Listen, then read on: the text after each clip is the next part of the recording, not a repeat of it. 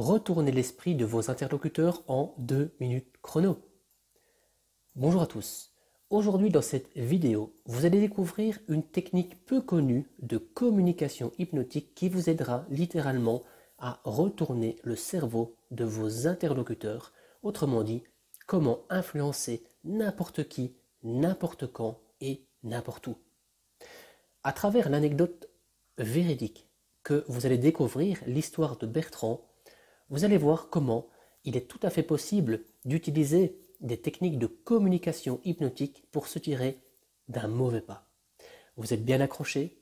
Allez, c'est parti. À tout de suite. Je vais vous raconter maintenant l'histoire de Bertrand, un SDF que j'ai croisé dans une gare il y a quelque temps d'ici. Il faut savoir qu'il y a quelque temps d'ici, je devais prendre régulièrement le train et donc je me rendais à la gare de ma ville, à Liège en Belgique.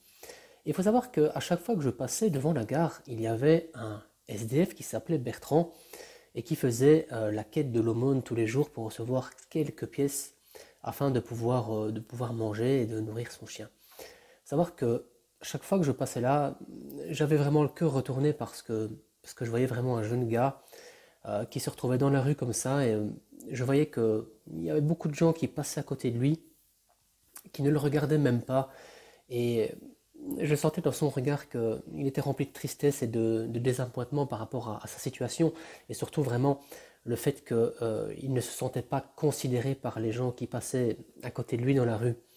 Et un jour en fait, je me suis arrêté à côté de lui et je lui ai dit: écoute Bertrand, j'ai quelques trucs et astuces à te donner pour t'aider dans un premier temps déjà peut-être avoir récolté plus d'argent pour ton chien, pour toi-même, etc. Je dis: écoute Bertrand, je pense que tu t'y prends pas de la bonne façon. Il me dit: pourquoi? Écoute Bertrand, simplement sur ta pancarte, tu dis j'ai faim, aidez-moi s'il vous plaît. Tu te rends compte en fait que quand tu montres en fait cette pancarte aux passants, aux gens qui passent, en fait ça ne les interpelle pas, ça ne les choque pas, ils ne se sentent pas en fait concernés. J'ai dit: écoute Bertrand, moi ce que je peux t'aider à faire, si tu m'invites à le faire, à me donner l'envers de ton carton. J'ai sorti en fait un bic de ma poche et j'ai mis en fait la chose suivante sur le carton. Et si vous aviez faim? D'accord? Et si vous aviez faim? J'ai dit: écoute Bertrand, voilà. Essaye ça pendant une semaine, d'accord?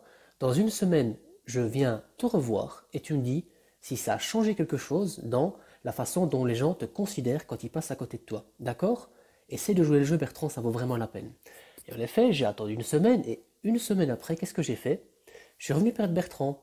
Il avait un grand sourire sur les oreilles, affiché sur le visage. Et il me dit: tu sais Renaud, ton message que tu as mis, il faut savoir que j'ai doublé, voire même des fois triplé l'argent que je recevais sur une journée. Et je dis: ah oui, qu'est-ce qui se passait? En fait, quand les gens passaient, je tendais en fait ma pancarte et les gens lisaient: et si vous aviez faim? Alors là, je fais une pause par rapport à cette histoire. Il faut savoir que l'utilisation en fait de ce mot et si vous aviez faim, ça va vraiment inciter à projeter votre interlocuteur à se mettre littéralement à votre place. En utilisant cette technique de et si au conditionnel, vous allez véritablement forcer votre interlocuteur à se mettre dans vos souliers, à se mettre à votre place. Imaginez, vous passez à côté d'une personne qui a une pancarte et vous lisez « Et si vous aviez faim ?»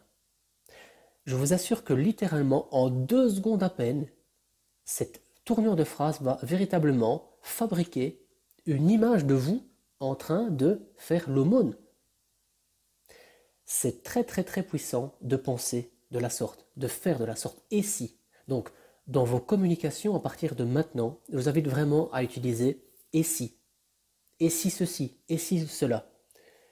La deuxième chose que j'ai dit à Bertrand, je dis: écoute Bertrand, je suis vraiment content pour toi parce que tu as su vraiment trouver les bons mots pour attirer l'attention des passants et les forcer véritablement à se mettre à ta place, d'avoir de l'empathie pour toi. J'ai expliqué en fait à Bertrand que en faisant ce tour de passe-passe, les gens, véritablement, en quelques secondes, ils avaient le cerveau retourné parce qu'ils se voyaient, eux, assis à ta place et surtout, ils se voyaient eux en train de faire l'aumône à quelqu'un et en s'imaginant par avance que ces gens-là ne leur donneraient pas d'argent. Et ça fait vraiment un électrochoc. Mais j'ai été plus loin avec Bertrand, j'écoute Bertrand. Est-ce que tu voudrais encore aller plus loin? Il me dit oui, qu'est-ce qu'on peut essayer? Je dis écoute Bertrand, on va trouver des mots chocs, au lieu de mettre et si vous aviez faim. Mais ça Bertrand, et si, attention, je vais vous choquer, mais c'est le but, c'était de choquer les gens autour de lui. Et si vous creviez de faim?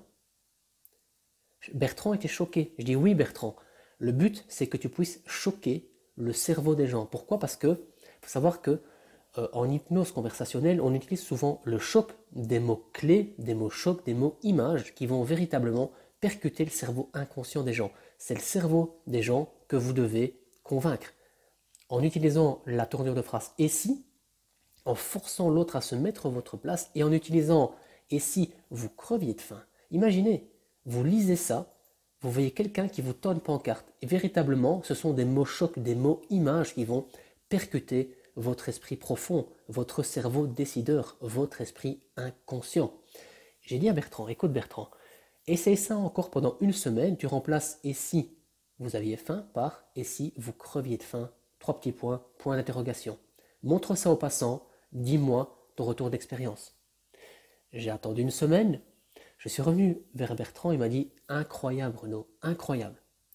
Ça a encore doublé le nombre de gens qui mettaient des pièces dans ma casquette. Effectivement, pourquoi est-ce qu'on a utilisé ça? Parce que en incitant les gens à se mettre à votre place, en utilisant des mots chocs, vous avez littéralement la capacité à retourner, illico presto, le cerveau décideur de vos prospects. Alors, l'histoire de Bertrand, en fait, elle ne s'arrête pas là. J'ai dit à Bertrand, en fait, tu vois Bertrand, qu'est-ce qui se passerait si tu pouvais tirer une leçon de ça? Imagine Bertrand, si tu es capable d'influencer quelqu'un en 30 secondes chrono, je me demande de quelle façon Bertrand, tu vas pouvoir utiliser ce que tu as appris avec moi pour sortir de la rue et montrer aux gens de quoi tu es capable. Comment est-ce que tu pourrais faire Bertrand pour utiliser ce que tu as appris avec moi pour convaincre les gens de te faire confiance, de retrouver un travail, de retrouver un toit? Et j'ai dit Bertrand, imagine-toi dans un mois, d'accord? Je te revois dans un mois. Qu'est-ce qui devra se passer d'ici un mois pour que je puisse te voir dans d'autres conditions? J'ai lancé ce défi à Bertrand, d'accord? J'ai lancé ce défi à Bertrand. Il faut savoir que 6 semaines après, je prenais toujours le train. 6 semaines après, Bertrand n'était plus dans la rue. Il n'était plus dans la rue. Et un jour, j'ai dû me rendre en fait à l'administration communale de ma ville. Et en passant devant la maison communale, j'ai vu un ouvrier communal pas comme les autres. Vous savez qui c'était? Eh bien, c'était Bertrand. Bertrand, en fait, a utilisé son nouveau savoir, il a pris confiance en lui-même, il a pris conscience qu'il pouvait véritablement impacter les gens par ses paroles, par le choix de ses mots, et il l'a utilisé à bon escient pour convaincre un employeur de retrouver un travail. Et qui dit retrouver un travail dit retrouver un logement, qui dit retrouver un logement dit retrouver confiance en soi, retrouver confiance en ses moyens et pouvoir changer son avenir. Alors, vous qui entendez cette vidéo-là, quand on pense hypnose conversationnelle, on dit tout le temps, oui, c'est de la manipulation, oui, c'est essayer de retourner le cerveau des gens. Mais moi, je pense que c'est pas ça, en fait. Moi, je pense que l'hypnose conversationnelle, ça vous donne le pouvoir d'impacter définitivement la vie de quelqu'un, de votre entourage. Je vous invite vraiment à utiliser ce pouvoir de l'hypnose conversationnelle pour changer définitivement, impacter définitivement la vie des autres. Alors, si ce que vous venez de découvrir vous a impacté, l'histoire de Bertrand vous a impacté, je vous invite à découvrir à votre tour dans cette vidéo, cette formation vidéo gratuite que je vous offre ici maintenant, en cliquant sur le lien dans la description ci-dessous, 1h30 de vidéo offerte qui vous permettra de découvrir le pouvoir de l'hypnose conversationnelle dans votre vie privée, dans votre sphère professionnelle. Car après avoir appliquez ce que vous allez apprendre, plus jamais votre vie ne sera la même. Et peut-être qu'un jour, vous rencontrerez un Bertrand ou un Claude ou un Michael ou que sais-je encore. Et peut-être qu'à votre tour, vous pourrez vraiment impacter sa vie. En tout cas, je vous le souhaite. Je vous dis